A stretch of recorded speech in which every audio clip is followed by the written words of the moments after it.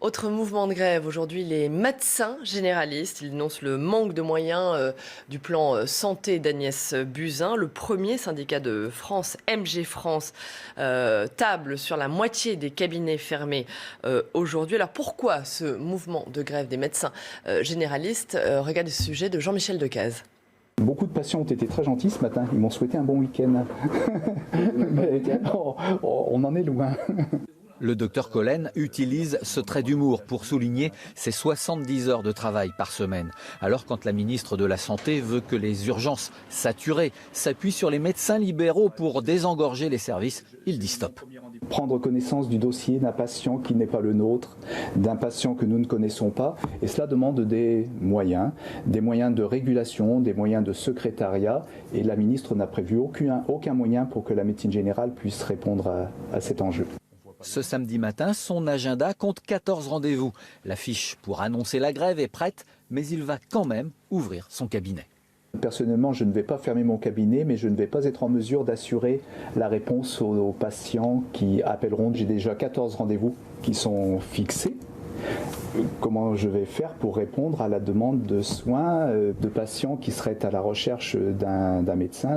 Les généralistes demandent que leur régime de garde et la majoration de la consultation commencent dès le samedi matin et non plus le samedi midi.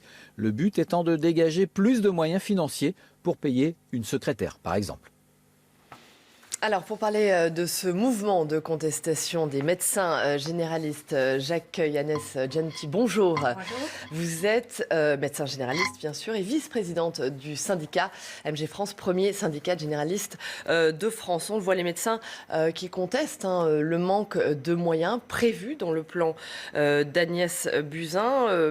Le plan d'Agnès Buzyn prévoit un service d'accès aux soins prévu pour l'été 2020. Je rappelle que la mesure va coûter 340 millions d'euros. C'est pas suffisant, 340 millions d'euros pour cette mesure? 340 millions d'euros sur 3 ans à partager entre l'hôpital, et vous savez dans quel état sont les urgences, et la ville. Ça fait 1,50 € par personne pour offrir une réponse à toutes les demandes de soins, France entière. C'est ridicule. Alors, pour nos téléspectateurs, qu'est-ce que prévoit ce plan concrètement? Quelle est cette mesure d'accès aux soins? C'est en fait pour désengorger les urgences, c'est ça? Alors précisément, la ministre fera des annonces sur comment sera conçu le dispositif vendredi prochain. Mais ce qu'elle nous demande à nous, médecins libéraux, c'est une nouvelle responsabilité territoriale. C'est-à-dire d'être en capacité de donner à tous ceux qui en ont besoin un rendez-vous pour les soins non programmés dans la journée sur toute la France. Donc il faudra bien des gens pour répondre au téléphone. Ce n'est pas des sous pour nous, c'est des sous pour l'organisation qu'on demande. Et 1,50 € à se partager entre la ville et l'hôpital, ce n'est pas possible. Est-ce que vous considérez que ce n'est pas aux médecins généralistes de régler la situation très difficile dans laquelle sont les services d'urgence aujourd'hui? Ah mais on n'a pas dit non. On a dit qu'on voulait bien, mais il nous faut deux choses. Il nous faut des moyens pour l'organiser. Qui va répondre au téléphone? Il faudra bien payer les gens qui répondront pour donner les rendez-vous. Et d'un autre côté, il faut une amélioration des conditions de travail des médecins généralistes, parce que quand même, le samedi matin, c'est la 50e heure d'ouverture des cabinets médicaux. Donc on demande simplement que le samedi matin soit dans la garde pour qu'on s'organise. On a aussi des vies de famille. Si on veut que les jeunes s'installent, il faut absolument que le temps de travail diminue. Précisément, vous attirez l'attention de la ministre sur les conditions de travail des médecins libéraux. Absolument, et sur le temps de travail, il ne faut pas être étonné que les jeunes renoncent à s'installer, parce que le temps de travail et les conditions de travail sont difficiles. Si le gouvernement ne comprend pas que c'est une priorité, il n'y aura plus de médecins généralistes. Et là, on va beaucoup pleurer. Quelle est la réponse du gouvernement d'Agnès Buzyn, de la ministre de la Santé, jusqu'à présent à ce mouvement important de contestation, on le rappelle? Il y a un amendement qui a été voté au Sénat pour que le samedi matin passe en horaire de permanence de soins. Il a été retoqué par le gouvernement. Ça veut dire que la réponse pour l'instant, c'est non. Qu'est-ce que ça changerait?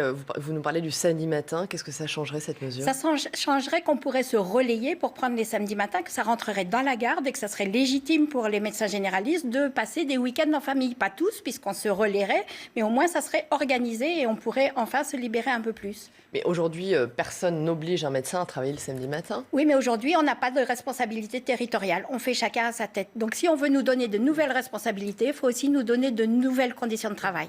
Pour finir, il y a aussi un autre grand problème dans ce domaine, c'est la désorganisation du système de soins, la désorganisation générale que vous contestez. Eh bien exactement. Donc pour organiser quelque chose, ça ne peut pas se faire sans moyens. C'est pas possible. Et organiser des réponses aux demandes de soins de toute la France, forcément, il faudra des gens pour le faire. Merci beaucoup Agnès Gianotti. Je rappelle que vous êtes vice-présidente du syndicat MG France. Merci d'avoir été avec nous aujourd'hui. Et puis autre mouvement important de